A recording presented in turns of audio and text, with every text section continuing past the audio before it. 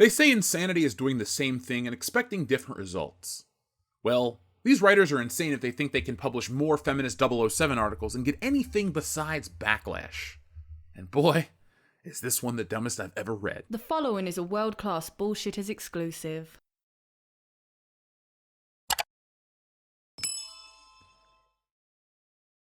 James Bond has had a target on his back for a long time. Not one placed on him by Spectre or Goldfinger or the Russians or even MI6 themselves. No, this target painted on him is by his greatest enemy, feminists. Feminism ruins entertainment. Every time there's a feminist slant, you know it's gonna suck. Let's pause the video for a moment and you go down in the comments below and tell me a good feminist slant on something. I'll wait. Oh wait, you can't. The ideology empowers a lot of people on the collegiate level, but in the real world, feminism is the death knell for a franchise. Ghostbusters needed a reboot, Terminator needs a permanent vacation, and the Ocean movies drowned. It's never good, so of course the Agenda Crusaders want a female Bond to rile up men and women who like 007. I hope the producers listen, because the shit show is gonna be glorious. This comes from the wonderfully enlightened people over at Screen Rant. James Bond has endured as a symbol of machismo for decades now, but it's high time that a woman steps into his shoes. No, it's not. With Sean Connery originating the role in Dr. No, the British spy has fascinated filmgoers in 25 movies. Even before the movies, Ian Fleming had won over audiences with the MI6 agent's thrilling international missions and romantic endeavors. Many men have gone on to play Bond with polarizing responses, ranging from one-time George Lazenby to critically acclaimed Daniel Craig, who retired from the role after 2021's No Time to Die. I like how the article says many men have gone on to play Bond. 6 people have played James Bond. 7 if you count Barry Nelson, 8 if you count David Niven, 9 if you count Peter Sellers, but that version of Casino Royale doesn't really count. So we'll just stick with 6, because 6 is a big number for this lady to count to. Let's take a moment, folks, and pat her on the back for getting that high. Despite its enduring legacy in the action thriller genre, the James Bond series has not aged well. No, they have actually. They're iconic classics. I'm sorry you just don't like old movies and don't have an attention span. With some problematic and dated aspects. Oh, here we go. Even with multiple actors, all 6 of them, there is only so far that James Bond lore can be stretched. It's called You Make New Lore. A gendered spin on the character can open up potential for exploring Bond's individuality. No, it can't. More than any tokenistic representation, a female equivalent of James... What is this? That's what a female James Bond's gonna be. It's a tokenized representation. It would help undo many of the postmodern criticisms surrounding Bond while introducing a thrilling new scenario. No, it wouldn't. The postmodern criticisms can go fuck themselves, because the more they try to cater to people like you, the movies make less money. Look at Tom Cruise. He's not this hero everyone paints him to be, but he knows how to make a movie that gets people in theaters. You think if Maverick would have been replaced with Maverickina, that Top Gun would have made all that money? You see what happens with Star Wars. They try to gender swap Luke Skywalker and make him some unlikable chick, and the movies are dead. Don't give me this shit. Let's check out their top 10 and make fun of all of them, shall we? No Time to Die's ending allows Bond to do a massive reset. Yeah, he's dead, but I don't think we need to reset it in this way. Stop getting Bond wrong! Let's move on. Number 9, we've already had 25 movies with male James Bond actors. And we're gonna have 26 and 27 and 28, because if it's a woman, it's not James Bond.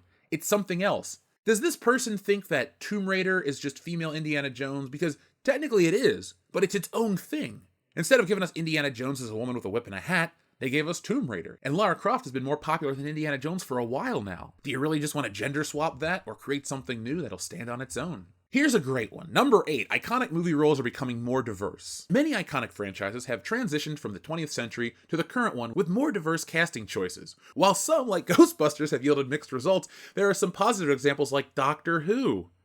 Now you're just lying. Doctor Who, when Jodie Whittaker played it, the show was on its deathbed. Everyone thought that the numbers were so low that they were going to cancel the show. So don't act like Jodie Whittaker Doctor Who was this game changer. They had to go back to David Tennant for a reason. Number 7, this isn't even valid. A woman will play James Bond sooner or later.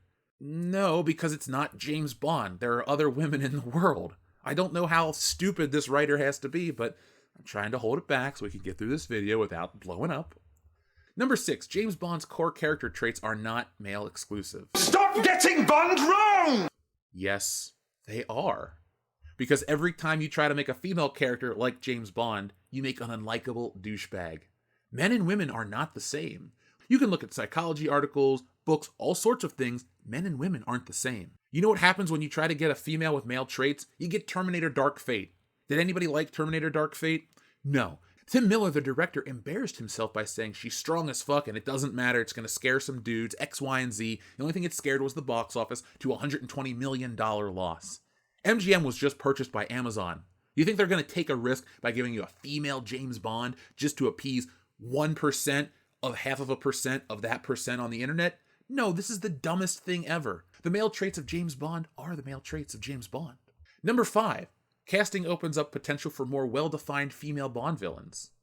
See, this is where people like you cause the problem, because if James Bond goes up against a female villain, he's a sexist. You can't hurt a woman, you can't do this, you can't do that. Well, one of Bond's better villains was Electra King from 1999's The World Is Not Enough. And I know this writer wasn't alive in 1999 and has never seen a real James Bond movie, but let's take it back for a minute. Electra King was the daughter of a man named Sir Robert King. She had a vendetta against her father. She was kidnapped and held for ransom, a ransom her father refused to pay. So years later, she fell in love with her captor, Stockholm Syndrome, and she got revenge on her father by killing him, teaming up with her captor, and they were going to take over the world's oil supply and destroy it. Now, you have to watch the film to get better context, but that's just one example. Electra King was powerful. She not only duped Bond into buying her bullshit, she duped Renard, she duped M. She was probably one of the smartest villains of the Brosnan era, and she was just one of the smarter Bond villains overall. How did Bond deal with her? He shot her in the face. Now today, people would say that's sexist. You can't do that. So to have a female villain, you have to have a female Bond, and I don't care. This movie isn't going to work. Number 4, there's no shortage of female action stars to fit the part. Yeah, I'm glad that Jennifer Lawrence is ready to play James Bond, because there's never been a 007 film before that. Number 3, this is a stupid one. A female Bond would undo the franchise's misogynistic past. No, it wouldn't. There's no undoing the past. See, this is where the logical fallacy comes into play. People like this, writers like Screen Rant, these problems only exist because people like you incessantly bitch for decades. Oh my god, in Goldfinger, he threw a woman, he spanked her on the butt, he did this, he did that. It's the same type of people that want Gone with the Wind removed. It's the same type of people that complain about the French Connection. It's really weak people who aren't cinephiles, who don't respect this stuff. The James Bond franchise is doing fine without this kind of garbage. The only complaint I have is that Daniel Craig stunk up the joint because it showed that he didn't want to play the role, and they stretched out their movies to the point where I wasn't enjoying them anymore. How many times do I need to see a deconstructed James Bond who hates being James Bond? Is that how they want to appease these feminist writers? Oh, well, we'll keep him a man, but we'll make him hate himself for so many reasons. James Bond's supposed to be fun. James Bond's supposed to be action-packed. Why is it that Mission Impossible is more, well, you know what, we'll save the Mission Impossible point for just a moment. But you can't undo these things. They want to talk about, we have to fix the age gap between Roger Moore's Bond and Carol Bouquet and For Your Eyes Only. We have to fix the part where he forces himself on Pussy Galore and Goldfinger. I'm not saying you need to make new movies like this, but movies that came from the past are from the past. These movies are from 1964, 1981. You want to go back 40, 50, 60 years and cry about stuff. You're complaining about stuff that was out before I was born. So don't bitch about this stuff like you're hurt by it. You're just offended by it. You're looking for articles. You're looking for attention. Here's the attention you want. This is one of the worst articles I've ever read. Number 2, it could follow in line with franchises like Mission Impossible and John Wick. So this is where they're falling apart. They're trying to say that Mission Impossible and John Wick were always led by male-heavy casts, but as of late, they're trying to incorporate strong female characters. Yeah, see, that's not a problem. You're trying to do the opposite of what you're saying. Because Mission Impossible does have great female characters. Rebecca Ferguson's character in the last couple Mission Impossibles, thumbs up. I like her quite a bit. Haley Atwell does a good job. The ladies in John Wick, good job. But here's the problem. Here's the thing you're failing to see right here. They don't replace Ethan Hunt. They don't replace John Wick. The movie's called John Wick. It's not Halle Berry and Dog. The movie's called Mission Impossible, which have all starred Ethan Hunt. He doesn't take a back seat to Rebecca Ferguson's character. See, your argument has fallen in on itself twice. So you're so agenda-driven that you don't realize that you're defeating your own argument. Each one of these points undoes your thesis on we need a female James Bond because of feelings. Go look at what you're actually saying. You want female side characters to support Bond? So let's go back to the old age of 1997, where James Bond had a female sidekick named Wei Lin. She was a Chinese agent, she could kick ass, she outsmarted Bond, she got away quicker than Bond. Like, I don't get what you're looking for. James Bond did this stuff decades ago. Natalia in GoldenEye, well, of course she didn't fire a gun. Well, she actually did kind of take over the gun at the end of the movie. Again, a movie you haven't seen, but Bond wasn't a computer whiz. He needed Natalia smarts to get through the movie. She was a strong female character, and Xenia Onatopp was a kick-ass villain. But because she was pretty, or because she wasn't the lead, it doesn't count. This article's so dumb. There have been tons of women in James Bond that do shit. Just because you go back to 1960 whatever and you go, well, Tatiana Romanova and From Russia with Love, she just stood around. She's a fucking office clerk. Do you expect your average office clerk to know their way around a pistol, or a rifle, or how to drive a boat? No. Go get your average office clerk in 2023 and ask them to do the shit that you expect these characters to do.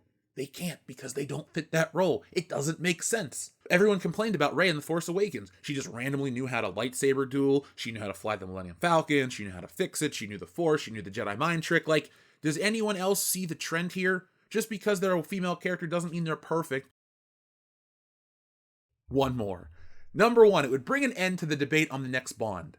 No, it wouldn't. Because what would happen is if you have this female James Bond that's screening her at once, everyone's going to debate when the fuck we're going to get past this one and get back to another one. Look, I love James Bond. I don't look like him. I don't look anything like any of the actors. But James Bond should be a white British dude, always and forever. Like Lara Croft should be a white British lady. Lando Calrissian should be a black dude from space. You can't alter the main character. Side characters are less important. You go on the acting, who can really support these actors. Like, I'll stand by Jeffrey Wright as maybe the best Felix Leiter of all time. But that doesn't mean you need to have James Bond be switched. That's why people complain about superhero casting.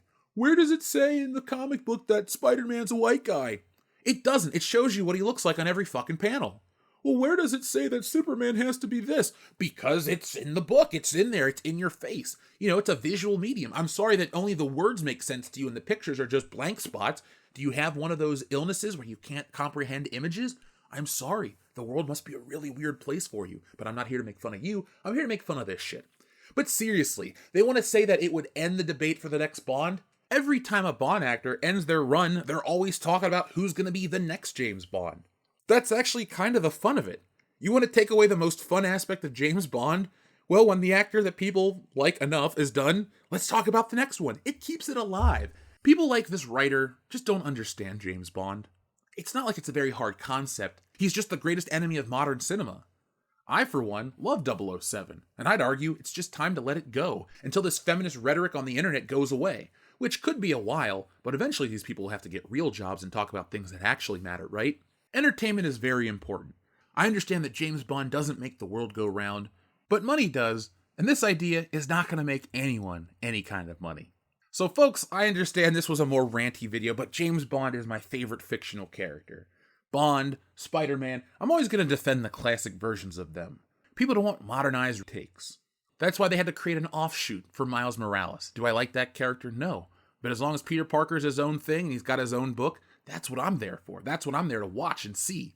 Not the new version. I don't care about derivatives and offshoots, and I like the characters to be the characters. It doesn't make me sexist to not want a female James Bond. Not at all. It doesn't make me a racist for not wanting black Spider-Man or black James Bond.